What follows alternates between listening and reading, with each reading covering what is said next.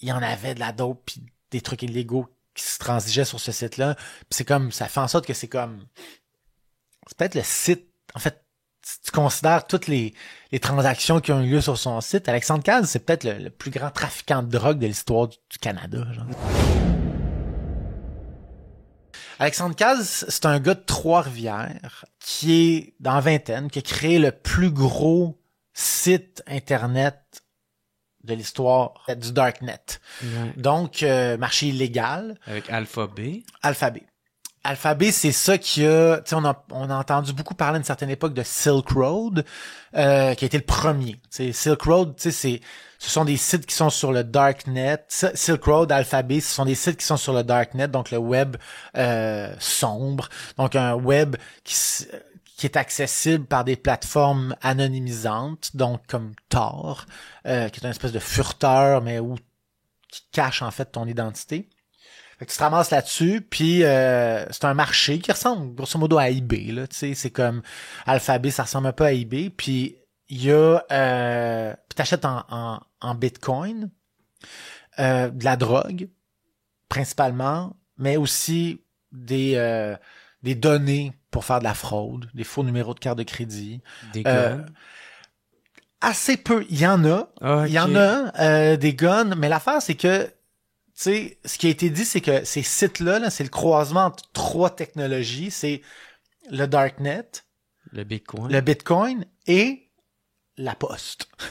OK. Et puis un gun, c'est un peu compliqué à envoyer par la poste. OK. Tu sais, donc, il y en a, mais c'est quand même assez minime. Fait que c'est beaucoup de la dope, puis des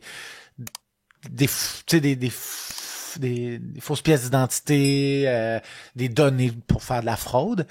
Puis ce gars-là, bon, donc c'est ça, c'est un gars de Trois-Rivières, un geek, puis s'est rendu, lui a déménagé en Thaïlande.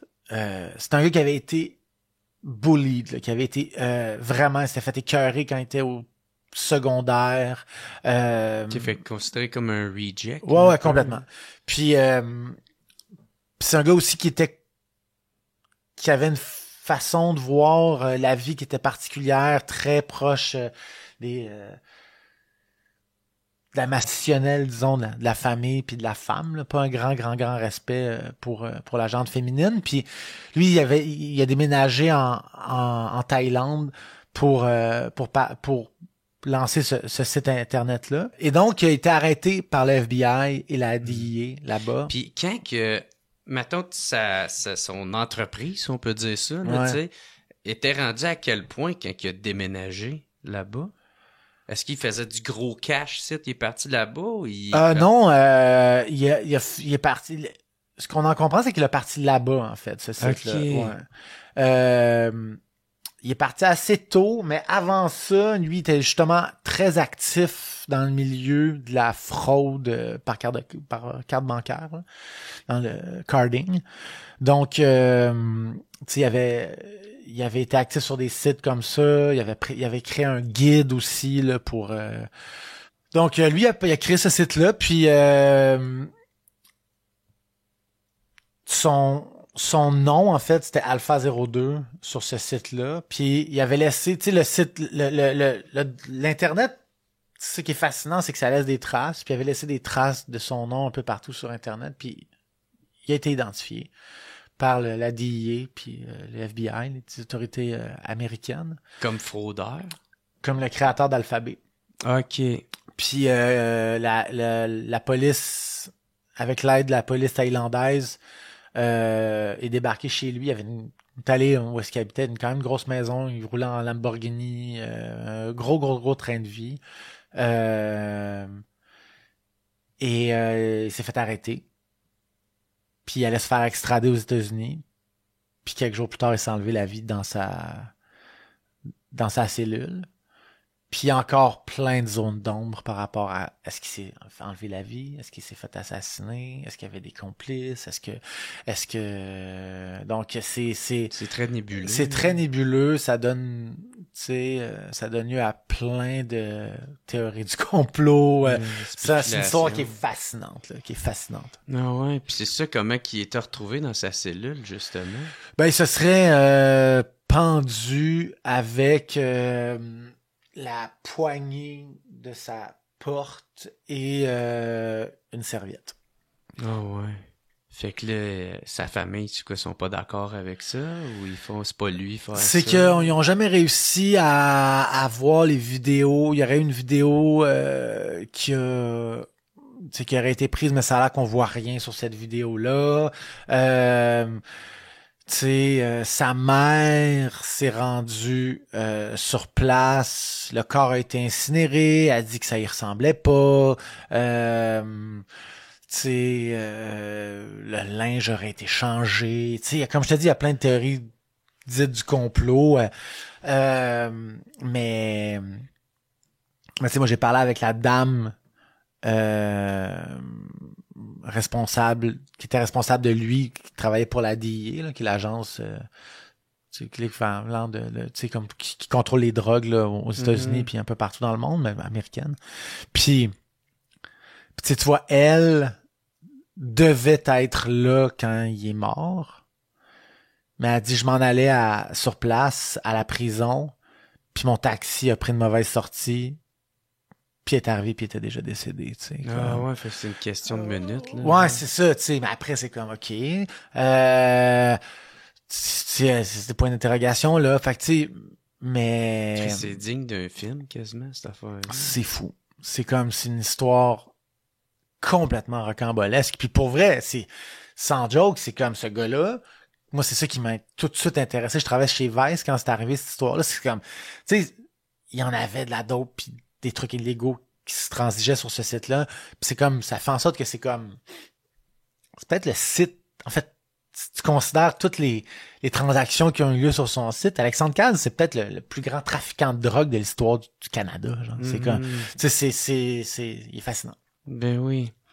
Puis, c'est ça pour... toi, quand t'as entendu, mettons, qu'il s'est pendu, c'est qu'il y avait aussi peut-être une autre théorie comme quoi que il était pas tout seul dans cette histoire-là. Ben, c'est parce que